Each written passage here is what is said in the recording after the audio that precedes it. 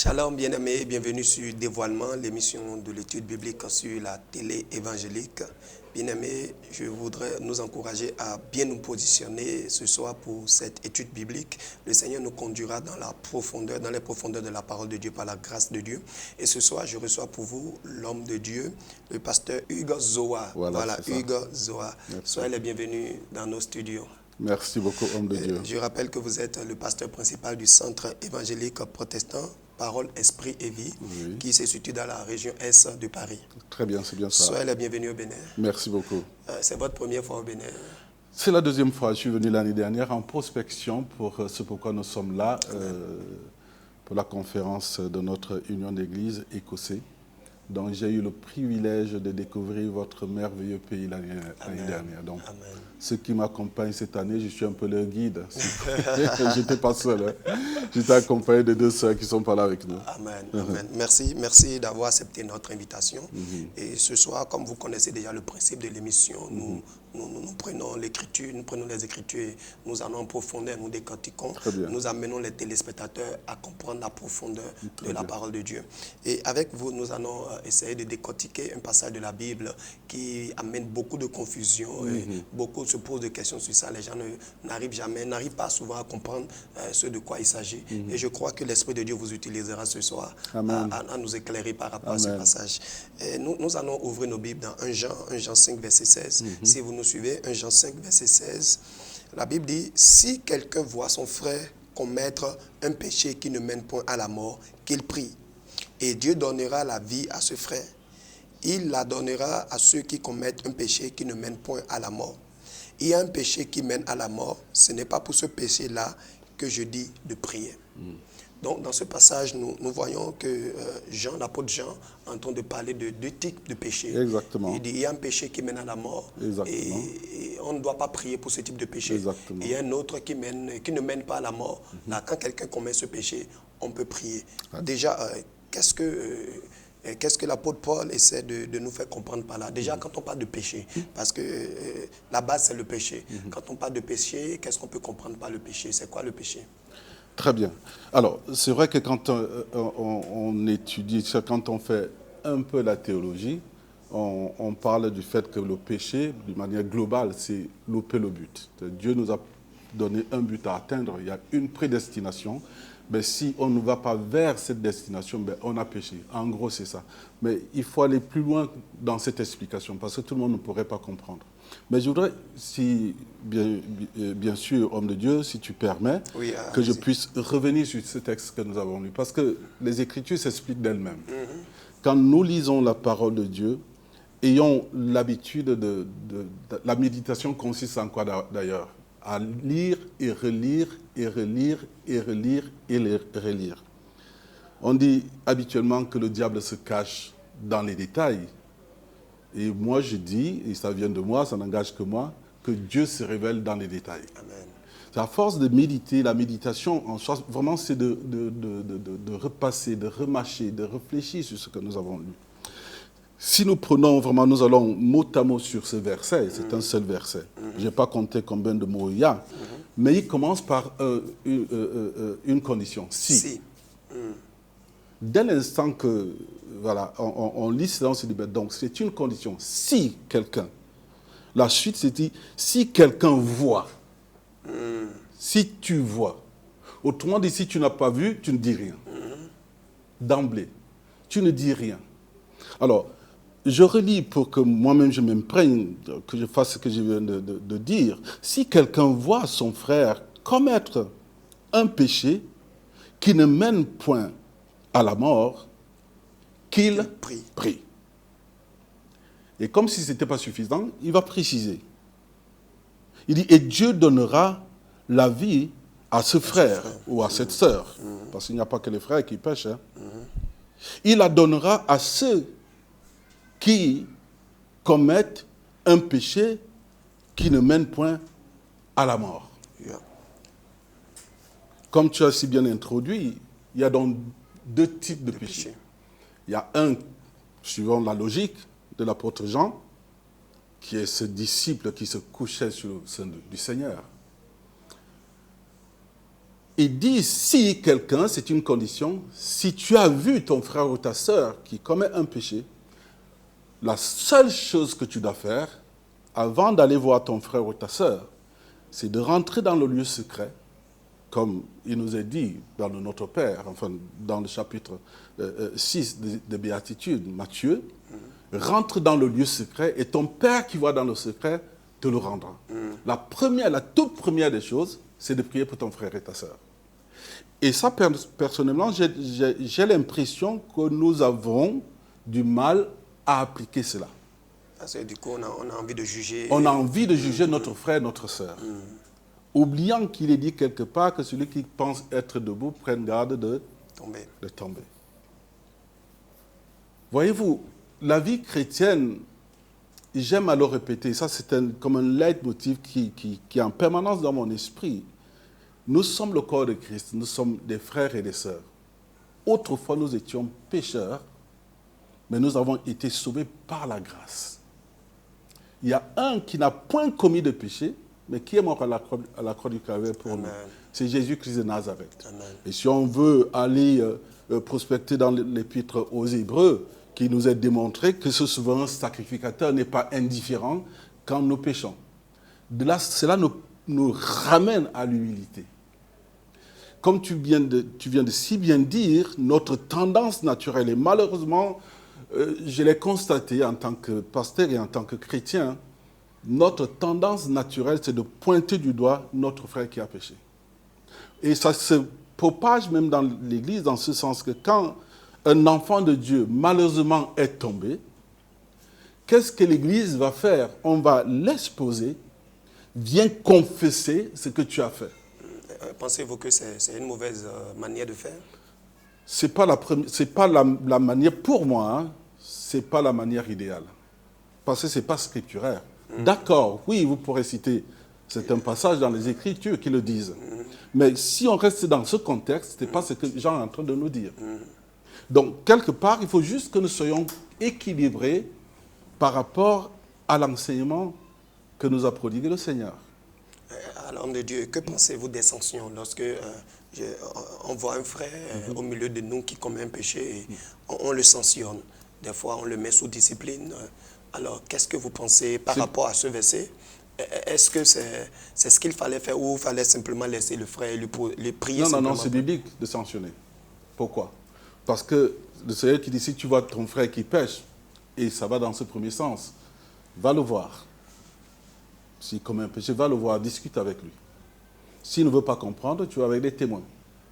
S'il persiste, alors ça devient, on dit, devant le peuple de Dieu. Donc ça, pour une première fois, on peut le laisser? Non, on ne peut pas le laisser, il faut le voir. Il faut le voir. Il faut le voir, parce que le Seigneur veut préserver. C'est quand on humilie quelqu'un, bon, on l'enfonce davantage. Voilà, il est tombé, c'est pas qu'il a fait volontairement le péché. Jésus dit, la Bible nous dit, je reviens là-dessus, Christ a été tenté en toutes choses sans commettre de péché. Ça veut dire que toute notre vie, nous serons tentés. Et je reviens sur ce mot tenté, perasmos, en grec ancien, si j'ai bonne mémoire que c'est ça. Il y a deux volets dans ce mot-là. Nous, quand on parle de tentation, on pense immédiatement à la tentation, par exemple, de voler ce petit bouquet de fleurs. Ou à la tentation de me retourner quand je vois une jeune femme passer. Nous sommes des humains. Il ne faut jamais casser. Non, soyons réalistes. Il faut être réaliste. On pense d'abord au péché charnel. Alors que ce mot en grec veut aussi dire, il parle de l'épreuve. Hein. Dans d'autres versions, c'est épreuve. Ça peut être l'épreuve de maladie, ça peut être une épreuve d'un problème de famille, et que sais-je encore. Donc, pour revenir sur la question que tu posais, si quelqu'un a péché, ben dans ce sens-là, c'est plutôt vraiment un péché charnel. Quelque chose que tu as fait, qui a été peut-être une méchanceté. Ça peut être, voilà, dans l'église, tu n'as pas été correct vis-à-vis de la communauté ou d'un frère ou d'une sœur. Dans la société, on vient voir le pasteur, on te dit, bon voilà, je prends un exemple terre à terre. Hein. Ce jeune homme, on l'a arrêté au centre commercial. Au lieu de payer ce qu'il devait payer, il a dérobé. Le devoir du frère qui est au courant de ça ou de la sœur qui est au courant de ça, s'il a un minimum de maturité spirituelle, au lieu de courir à aller dire au pasteur ou aux autres, son devoir premier, c'est d'aller lui dire, tu sais que ce n'est pas bien. Avec amour. En disant ça, nous pouvons citer, qu'est-ce que nous dit Jacques, par exemple. De mémoire, je pense que c'est Jacques qui nous le dit. Si tu vois ton frère qui a péché, si tu ramènes ton frère qui a péché, que tu le sauves de la mort. L'écriture se complète. Est-ce qu'on peut lire ce verset? Je pense que c'est Jacques 5, chapitre 5, verset 19 à 20, s'il te plaît. Jacques 5, 19 à 20. Oui. Mes frères, si quelqu'un parmi vous s'est égaré loin de la vérité et qu'un autre l'y ramène, qu'il sache que celui qui ramènera un pécheur de la voie où il s'était égaré sauvera une âme de la mort et couvrira une multitude de péchés. Si, alors est-ce que tu peux le relire, mon frère? Tu peux me le relire? Si quelqu'un parmi vous s'est égaré loin de la vérité et qu'un autre l'y ramène. Il y a toujours un conditionnel, n'est-ce pas? Justement. Si tu as remarqué que ton frère s'est éloigné de la vérité, là aussi, ça demande beaucoup de discernement, beaucoup d'amour. Parce que tu peux mal juger ton frère en pensant qu'il s'est éloigné de la vérité. Mais s'il s'est réellement éloigné de la vérité, ça veut dire qu'il est sorti Voilà, voici l'image. Quand Jésus nous appelle, il dit, viens, suis-moi. Et quand le Seigneur appelle ici, il dit, viens, suis-moi, il rentre un peu dans la culture hellénistique. Les philosophes grecs, quand ils enseignaient, ils marchaient devant avec les mains derrière et leurs disciples les suivaient. Donc, cette image que je prends, c'est que si tu t'éloignes, si tu es sorti du cortège de Christ, donc tu n'es plus derrière la vérité, et tu es de nouveau une cible de l'ennemi, tu deviens une proie de l'ennemi, et tu réveilles, tu retournes même, tu vas toi-même réveiller le vieil homme. Et quand tu réveilles le vieil homme, notre nature n'attend qu'une seule chose, qu'on lui donne la permission de retourner faire ses abominations. La nature humaine est comme ça. Donc ici, Jacques nous dit, et je veux bien rappeler ici que Jacques, ici, il s'agit bien du frère cadet dans la chair du Seigneur Jésus. Jacques ne croyait pas au Seigneur avant. Donc il nous dit, si tu l'as constaté, va vers lui. Et la fin est très intéressante. Qu'est-ce qu'il dit? Il dit qu'il sache que celui qui ramènera un pécheur de la voie où il s'était égaré sauvera une âme de la mort et couvrira une multitude de péchés. Waouh! C'est extraordinaire, non? Quelle grâce! C'est-à-dire qu'il y a un travail à faire. Mais il faut avoir de l'humilité, être rempli de l'amour de Dieu, oui, du Saint-Esprit. Quand on nous parle de l'Esprit, c'est toujours être rempli de l'Esprit de Dieu. Si je compare un peu les deux passages, 1 Jean et Jacques, je vois que quelque part, en tant que chrétien, on doit quelque part être gardien l'un de l'autre. Parce que le verbe tu peux bien le dire. C'était le point souvent que j'allais relever. Alors, le gardien l'un de l'autre? Je vois que ton esprit, je bénis le Seigneur pour ça. Amen. On est tout de suite en Genèse 3:9. Qu'est-ce que Caïn a dit quand le Seigneur le cherche? Il a cette arrogance. J'aimerais bien creuser un peu plus dans ce domaine-là. Pourquoi Caïn est devenu arrogant? Méditons la parole de Dieu. Parce qu'il y a quelque chose qui s'est passé avant. Les deux enfants ont fait l'offrande à Dieu. Lui, il a fait avec un cœur léger, avec négligence, mais son frère, la démarche du frère était différente. Dieu n'est pas un Dieu injuste. C'est-à-dire qu'il ne choisit pas de dire, bon, toi, je rejette. Parce que Dieu est amour. Mais la démarche de Caïn n'était pas bonne. Et on ne peut pas tromper Dieu. Si pendant le culte, on est en train de célébrer, puis c'est le moment des offrandes, et que tu ailles donner ton offrande en murmurant, de toute façon je donne, je sais que le pasteur il va s'acheter une belle paire de chaussures, il va faire ceci. un journaliste m'a posé la question une fois. C'est quelqu'un qui, au début, quand on a commencé le ministère, s'il écoute un jour, il va se reconnaître. Hein. Il est venu gentiment. Je lui ai dit, bon, d'ailleurs, comment vous avez fait pour me repérer? Je pense qu'il était venu à notre première conférence internationale en 2012. Là il est venu vers moi. Il dit, comment vous avez fait? Il m'a dit, oui, c'est quelqu'un qui est chrétien. Je suis chrétien moi-même, mais je me méfiais. Je n'ai pas mis en doute sa confession.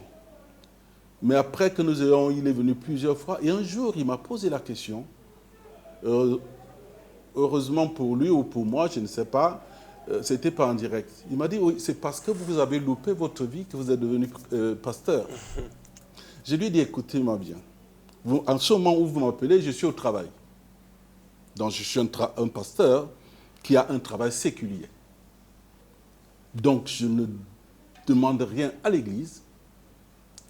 Le Seigneur m'a fait la grâce de travailler.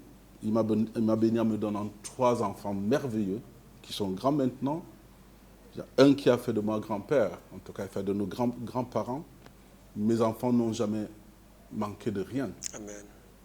Donc, je n'attends pas que les chrétiens cotisent pour que j'ai quelque chose. Donc, quand quelqu'un répond arrogamment à Dieu, c'est parce qu'il y a encore une rancune. Il en veut à Dieu. C'est lui qui a commencé. Sa démarche n'était pas bonne. Dieu regarde au cœur, il regarde la sincérité de nos cœurs. Donc il répond à Dieu quand le Seigneur lui dit, mais où est ton frère? Il va lui poser la question, suis-je gardien de mon frère? Oui, nous sommes gardiens les uns les autres. C'est ce que Jacques, en quelque sorte, est en train de développer. Et j'aime bien, il y a là comme quelle grâce, quelle joie de savoir que ton frère ou ta sœur allait mourir, mais que Dieu s'est servi de toi pour que tu le ramènes. Wow. Il n'y a aucune gloire à en tirer. Parce que toi-même, tu n'as pas les moyens. Certes, si quelqu'un tombe dans un puits, nous allons nous mettre nombreux pour le sortir de là. Mais il s'agit là de la mort éternelle. Et le Seigneur est en train de nous dire, veillez, d'abord c'est écrit dans les épîtres, veillez les uns sur les autres, priez les uns pour les autres. Donc Jacques, c'est extraordinaire. Vraiment, j'essaie de méditer sur ça. Je vois vraiment, c'est vraiment un bon passage. Il est merveilleux, notre Seigneur, n'est-ce pas? Amen, amen. Ce Christ-là, je l'aime. Je ne mets pas en doute votre amour pour lui, mais je parle pour moi. Yeah. Parce que ce qu'il a fait pour moi, c'est je ne peux pas ne pas l'aimer. Et je ne peux pas ne pas aimer sa parole, parce qu'il est lui-même sa parole. Donc notre vie, c'est vraiment de cultiver cette relation avec lui. Elle se cultive premièrement par les Écritures. Je disais à quelqu'un avant-hier, quand vous lisez la Bible, c'est Dieu qui vous parle. Dieu n'aime pas les monologues, puisqu'il dit ailleurs, venez et plaidons. C'est dans le prophète Ésaïe qui dit cela. Si vos péchés sont comme le chrome, ils n'auront pas de péché. Ils deviendront blancs comme neige. Venez, viens, on va discuter. Et cette discussion n'est pas la discussion à la Caïn. C'est la discussion dans la reconnaissance de ce que nous l'avons offensé. Ça, c'est aussi notre pan de ce que nous avons dit tout à l'heure. Alors, homme de Dieu, retournons dans 1 Jean 5, verset 16. Il dit, quand si quelqu'un voit son frère commettre un péché qui ne mène point à la mort, qu'il prie. Qu'il prie. Lorsque je tombe sur un frère ou bien j'observe un frère et je vois qu'il est en train de quitter un peu la vérité, ses démarches, ses attitudes, la première chose que la Bible demande, c'est d'abord de prier. Exactement. Et la Bible dit, quand tu pries, il dit, Dieu donnera la vie à ce frère. Alors, est-ce que ça veut dire que le péché apporte la mort dans la vie d'un frère? Parce que ici, quand on parle de frère, je suppose que c'est un chrétien. Ah ouais, c'est un frère, un chrétien. Exactement. Okay?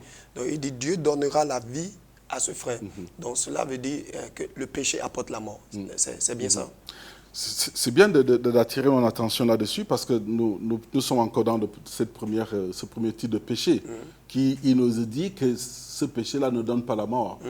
Mais si la personne persiste, ça peut amener à la mort. Ça peut amener à la mort. Prenons l'exemple, c'est Pierre qui le dit, hein, il cite un proverbe, je pense. Hein, ne soyons pas comme les chiens qui retournent à leur vomissure, ou bien au cochon ou au porc, comme vous voulez, qui, après avoir été lavé, retournent se vautrer dans la boue. Mais soyons honnêtes avec nous-mêmes. Il y a des péchés qui sont évidents. Dès que tu as péché, on sait que tu as péché. C'est évident à voir, mais d'autres, c'est subtil. Devant Dieu, un péché, c'est un péché. Alors, la meilleure façon d'identifier le péché, en tout cas pour moi, sans rentrer dans des détails qui risquent de nous perdre, en tout cas moi, parce que c'est des choses qui sont très très sensibles à expliquer. Justement, là, Jean nous dit, si tu vois que ton frère a péché, mais est-ce que toi tu es sûr qu'il a péché?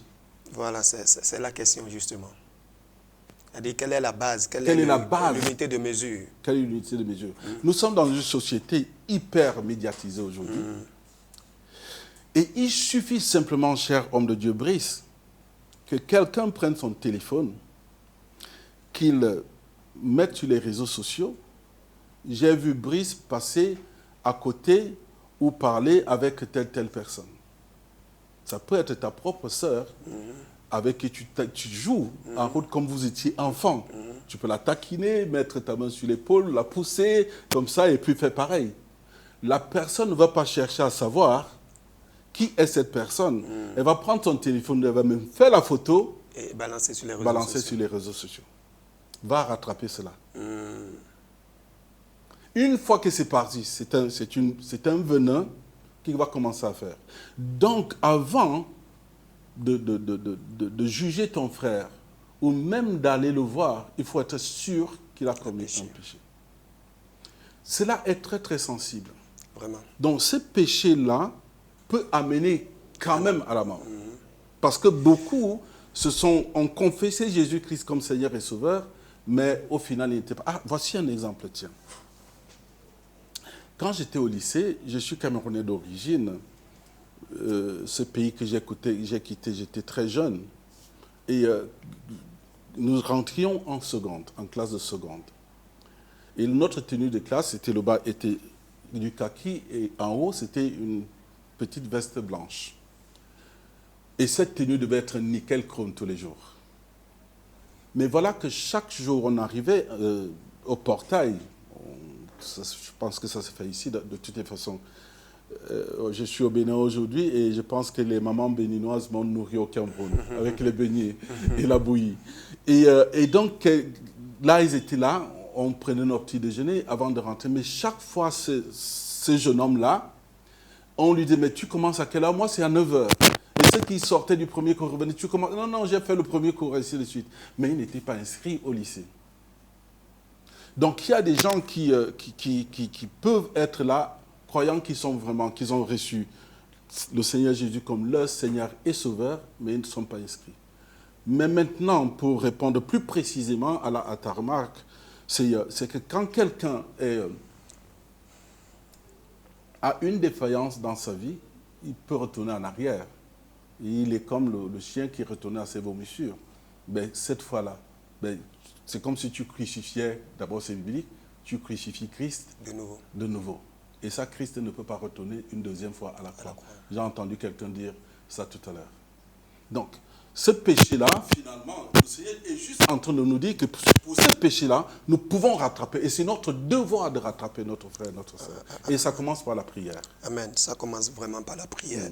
Au lieu de commencer à calomnier, de commencer à critiquer, exactement, à vous asseoir, à faire des groupes, il faut vous regrouper, prier pour les frères qui ont des faiblesses, des frères qui tombent dans des péchés. Je crois que c'est ce que la Bible recommande. Alors, homme de Dieu, avant d'aborder le second type de péché, je voudrais demander, il y a un verset dans lequel Jésus a dit, avant de voir la paille, c'est très bien, la paille qui est sur les yeux de ton frère, il faut enlever d'abord la poutre qui est sur tes yeux. Et quand nous voyons ici le même verbe voir, et la Bible dit avant de voir la paille, il faut d'abord enlever. Donc, si quelqu'un voit, ça veut dire que la personne qui voit doit d'abord faire un travail sur elle-même d'abord, avant de pouvoir voir, n'est-ce pas? Ça, c'est très bien vu, ça. Les béatitudes de Matthieu, Matthieu s'adresse... la Bible, les écrits, nous lisons en français aujourd'hui, nous avons plusieurs versions. Et j'aime attirer l'attention, comme je disais en introduction, quand vous vous asseyez pour méditer la parole de Dieu, peuple de Dieu, enfant de Dieu, n'ayez pas qu'une seule version. Je sais qu'on n'a pas toujours moyen de s'acheter des versions. Il y a ça qui marche très bien. Béni soit le Seigneur pour cet instrument. À mon âge, j'apprends à utiliser ça. Et c'est une bonne chose. Amen. Vous pouvez chercher les étymologies des mots. Et c'est très important. Chercher l'étymologie des mots. Le peuple béninois est un peuple parmi les peuples les plus intelligents après les Camerounais. Ça, j'ai lancé une boutade. C'était une boutade. C'était une petite blague. Il faut rire un peu. Mais cherchez. Alors, nous lisons en français. La Bible nous est parvenue. Comment elle nous est parvenue d'ailleurs? Le Seigneur a parlé aux hommes et aux femmes par son esprit. Il a inspiré et la Bible nous est parvenue. Elle a été écrite en hébreu, Et en grec. en araméen et en grec. Ces trois langues-là, ce sont des langues anciennes. On ne demande pas à tout le monde, si tu peux, fais-le moi, je t'encouragerai. Au moins le grec ancien, il faut apprendre à connaître cela pour comparer les mots. Pourquoi? Parce que quand l'un préfère, souvent on dit oui, vous les chrétiens, pourquoi vous ne dites pas la même chose? Pourquoi il y a 4 évangiles? C'est simplement qu'il y a 4 angles de vue. C'est ça. Donc, il faut comparer pour voir et dire, ah tiens, là quand je lisais, parce que nous les protestants, nous lisons beaucoup Louis II, qui est vraiment une version extraordinaire, on retient facilement. Ok, pour aller plus loin, je veux lire ce qui est écrit en français courant, dans la version du Semeur ou dans une autre version. Ça me permet de cerner plus encore. Donc, j'ai perdu un peu ta question aussi, Oui. la remarque. Quand le verbe voir, Oui. avant de voir, il faut Justement, enlever je reviens d'abord à la poutre. Yeah. C'est ce que nous disions tout à l'heure, n'est-ce pas? Si quelqu'un croit être debout, qu'il prenne garde de tomber. Et le Seigneur, je disais donc, Matthieu, donc, il s'adresse à ses compatriotes. Je citais les 4 évangiles. Matthieu s'adresse à ses compatriotes et c'est pourquoi il prend le temps de détailler. L'évangile de Matthieu a combien de chapitres? 28. Marc n'a que 16. Luc en a 26, je pense. Je pense que c'est ça. Et Jean s'arrête à 22. Bon, voyons si tu peux me corriger. Luc 24. Luc en a 24, oui, parce qu'il y a les 24, les disciples d'Emmaüs, ainsi de suite. Jean en a 21. Jean en a 21. Matthieu prend le temps parce qu'il sait à qui il parle. Donc, il est en train de le dire et de nous dire à nous, voilà, il faut d'abord ôter la poutre qui est devant tes yeux avant de dire à ton frère, tu as une paille, une petite paille. Comment peux-tu voir la paille dans l'œil de ton frère alors que tu as une poutre devant toi? Autrement dit, nous pouvons avoir des poutres devant nous et prétendre que nous voyons, alors que nous ne voyons rien. Ça rentre aussi là dans le domaine de la révélation. Tu penses savoir, tu penses avoir une révélation alors que ça n'est pas une. Ça doit nous ramener à nous reconsidérer, à nous remettre en question en permanence. En permanence. Parce que tu penses que tu es supérieur à ton frère ou à ta sœur. Non. Ça peut être totalement le contraire. La Bible s'explique d'elle-même. Amen. Amen. Je crois que c'est très important. Alors, le temps est en train d'aller contre nous. Nous allons parler du péché qui mène à la mort.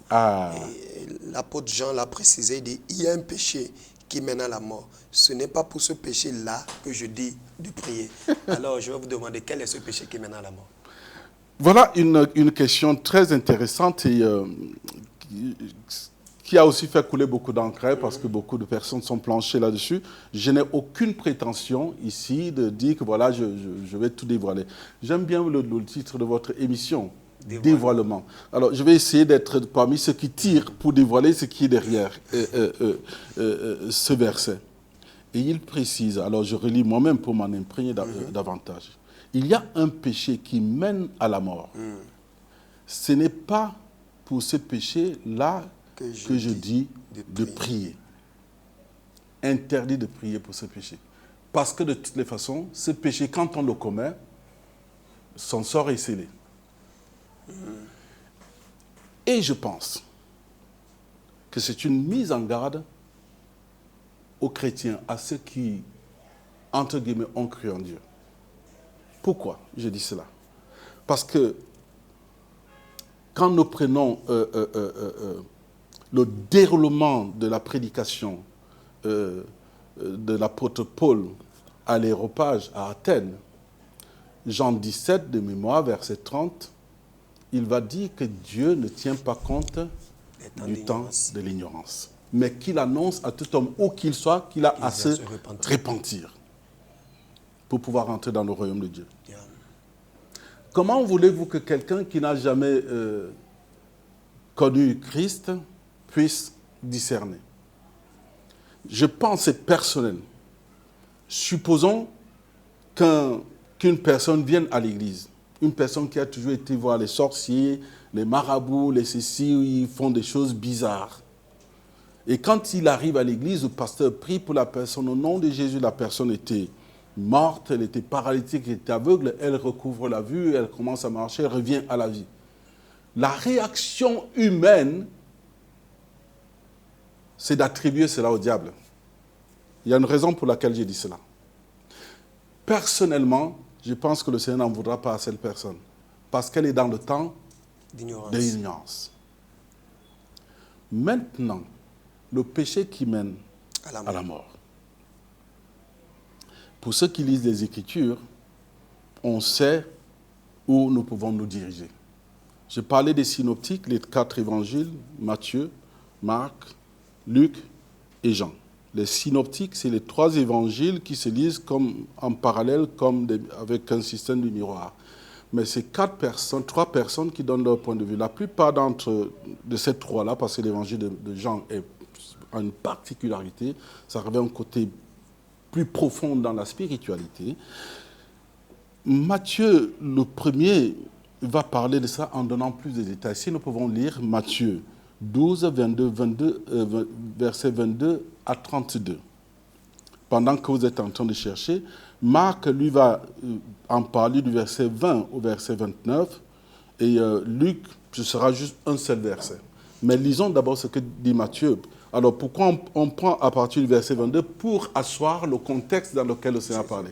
Et je profite aussi parce que, voilà, je sais bien que quelques personnes, j'espère bien que beaucoup de chrétiens écouteront et j'espère qu'ils seront éclairés, mais j'espère davantage que des non-chrétiens écouteront et que je suis en train de vous mettre du sel dans la bouche pour que vous ayez envie de vous tourner vers Christ. Amen. Et les Écritures. Donc, je te laisse mon frère lire. Matthieu 12, à partir du verset 22. Alors, on lui amena un démoniaque aveugle et muet, et il le guérit, de sorte que le muet parlait et voyait. Toute la foule étonnée disait, n'est-ce point là le fils de David? Les pharisiens ayant entendu cela dire, cet homme ne chasse les démons que par Beelzéboul, prince de démons. Comme Jésus connaissait leurs pensées, il leur dit, tout royaume divisé contre lui-même est dévasté, et toute ville ou maison divisée contre elle-même ne peut subsister. Si Satan chasse Satan, il est divisé contre lui-même. Comment donc son royaume subsistera-t-il? Et si moi je chasse les démons par Beelzéboul, vos fils, par qui les chassent-ils? C'est pourquoi ils seront eux-mêmes vos juges. Mais si ce n'est pas l'Esprit de Dieu que je chasse les démons, le royaume de Dieu est donc venu vers vous. Ou comment quelqu'un peut-il entrer dans la maison d'un homme fort et piller ses biens sans avoir auparavant lié cet homme fort? Alors seulement il pillera sa maison. Alors, la suite doit nous dire quelque chose hein, par rapport à Ok, dans le verset 30 et 31. Oui, il faut aller jusqu'au verset 32. 32. Celui qui n'est pas avec moi est contre moi, et celui qui n'assemble pas avec moi disperse. Par conséquent, je vous dis, tout péché et tout blasphème sera pardonné aux hommes, mais le blasphème contre le Saint-Esprit ne sera point pardonné. quiconque parlera contre le Fils de l'homme, il lui sera pardonné, mais quiconque parlera contre le Saint-Esprit, il ne lui sera pardonné ni dans ce siècle, ni dans le siècle. C'est clair, non? Donc, voulez-vous dire que le péché qui mène à la mort, c'est le blasphème À mon avis. contre le Saint-Esprit? Contre le Saint-Esprit, il faut bien préciser ça. À mon avis.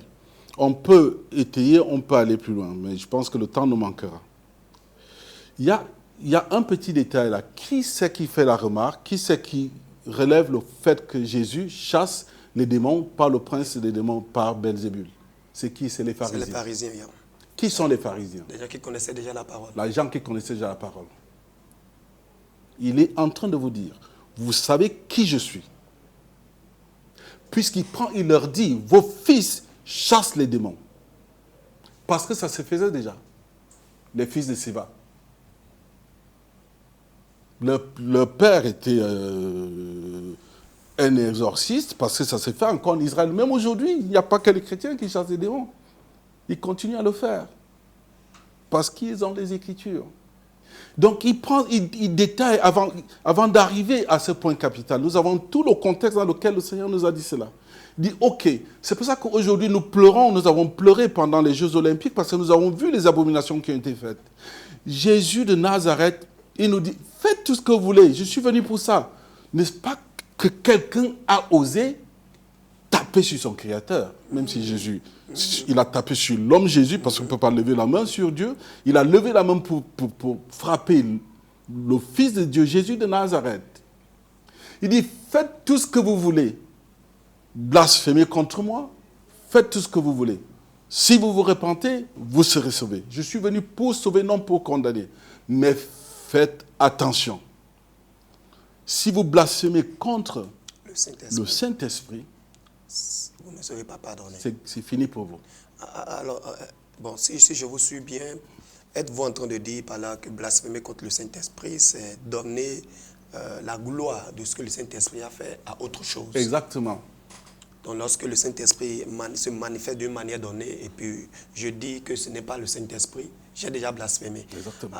Alors, comment nous pouvons y arriver alors à discerner? C'est là que ça me pose beaucoup de questions. Parce que je vais dans une église où je vois un pasteur qui accomplit un miracle. La manière dont ça s'est passé, je doute dans mon cœur. Et je me demande si ce n'est pas de la magie. Le doute n'est pas un blasphème. Le blasphème, c'est quoi? C'est la médisance. Lorsque tu parles. Voilà, exactement. Le blasphème, c'est pour ça que je parlais si on prend maintenant le dictionnaire, on cherche dedans, blasphémer, c'est la médisance. C'est parler de la personne, et ce n'est pas une bonne chose. Dans ma version, il dit toute parole méchante, Exactement. abusive, préjudiciable ou indigne contre les choses sacrées. Exactement. Exactement. Le dictionnaire dit c'est la médisance, c'est la calomnie.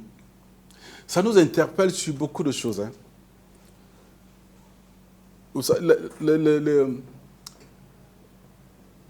Je n'ai pas étudié ce que c'est que la sorcellerie, mais je sais que c'est une chose qui est mauvaise et je n'en ferai jamais. Le Seigneur m'en a délivré. Ce n'est pas que j'ai pratiqué, mais parce que mon arrière-plan, il y avait des réminiscences. Mais en lisant les Écritures et par rapport au prophète Jérémie, ça me vient à l'esprit, je pense que c'est Jérémie 18, si j'ai bonne mémoire. En tout cas, c'est dans Jérémie, il y a les faux prophètes qui vont se rassembler et les prêtres ils vont dire, parlons, tuons-le par la langue.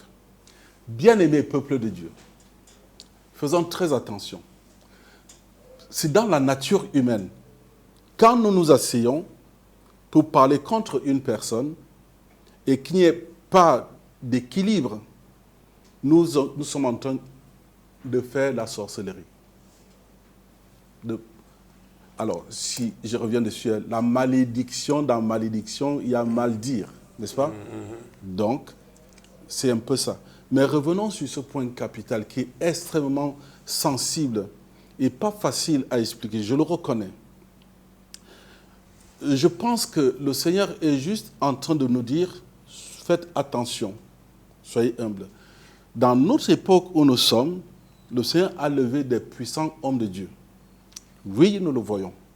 Il y a vraiment qui ont reçu du Seigneur et qui travaillent.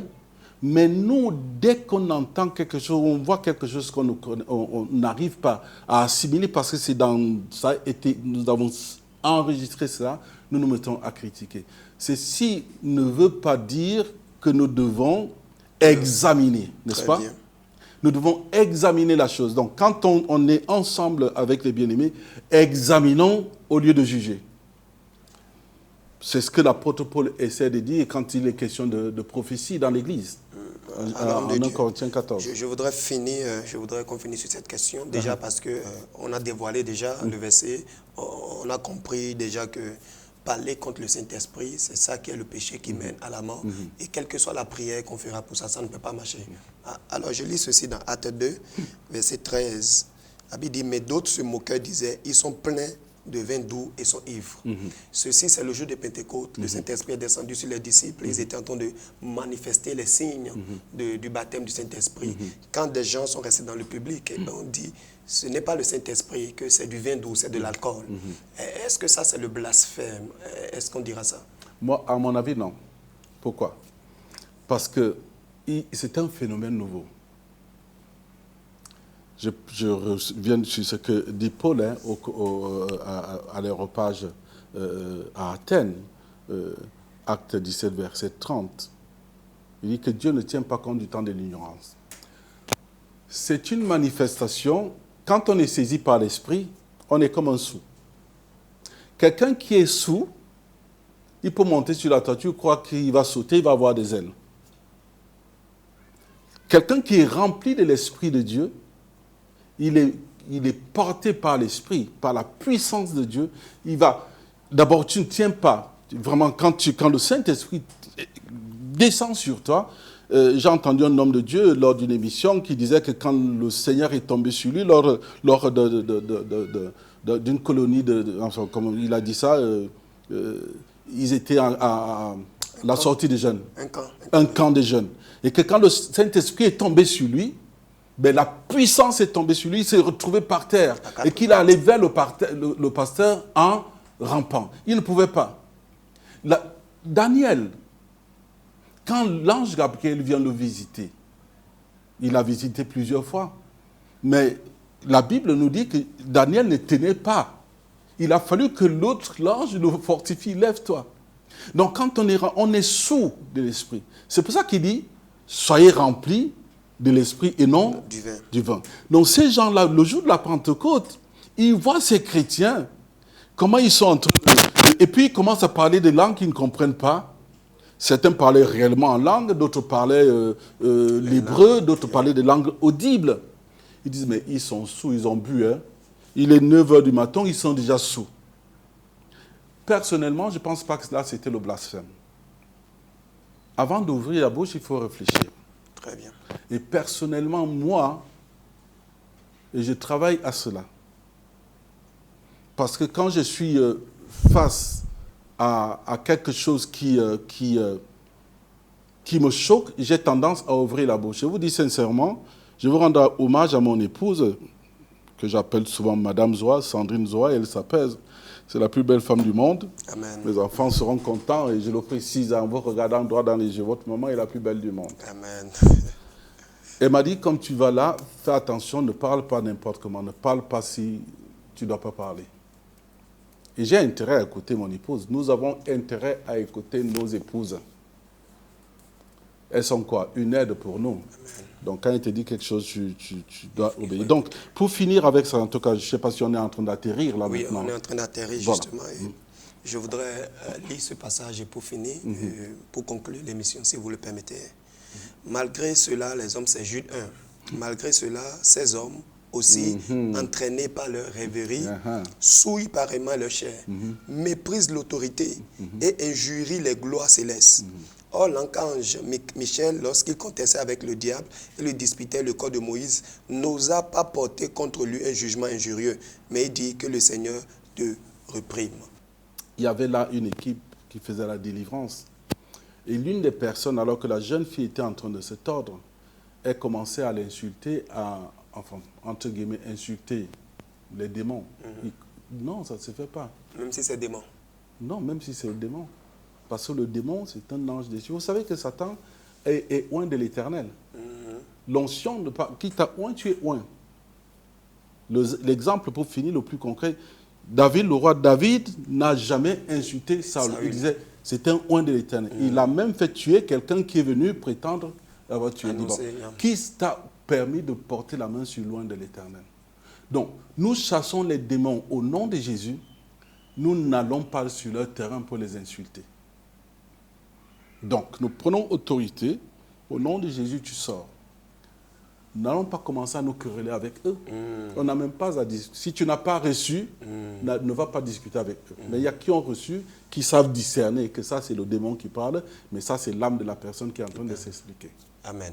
Merci beaucoup, pasteur Hugues Zoa. Merci d'être très passé. bien. Je crois que le temps, ce temps a été vraiment bénéfique pour nous. Nous avons été bénis. Très court, Il y a finalement. Très court aussi, voilà.